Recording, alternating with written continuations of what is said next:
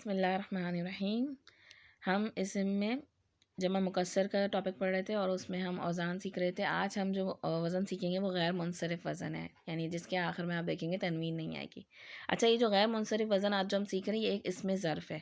اسم ظرف آپ نے اردو میں بھی پڑھا ہوگا. ظرف کہتے ہیں زمان و مکان کے لحاظ سے جو اسم ہوتا ہے گا، جس میں یا تو کسی زمانے کا ذکر ہوتا ہے یا کسی مکان کا. تو یہاں پہ جو ہے مکان کے حساب سے یعنی جگہ کے لحاظ سے ذکر ہے. جیسے سجدہ کرنے کی جگہ کیا ہوتی ہے گی؟ مسجد. تو اس میں آپ دیکھیں گے جو اس میں ظرف ہے ان سب میں اسٹارٹنگ میں میم لگا ہوگا، یعنی اس چیز کی جگہ کا ذکر ہوگا.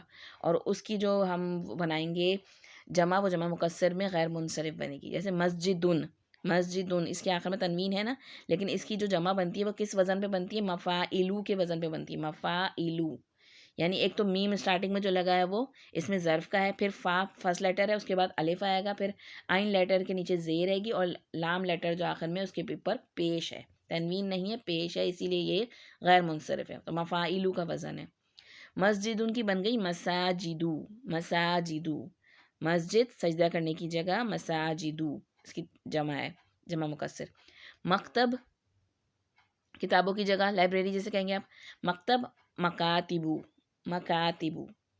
مشرق مشارکو، مشرق مشارکو. آپ دیکھیں وزن وہی مفاعلو کا عین لیٹر کے نیچے زیر رہے گی اور فرسٹ لیٹر جو ہے فا لیٹر جو ہے اس کے بعد الف ہے.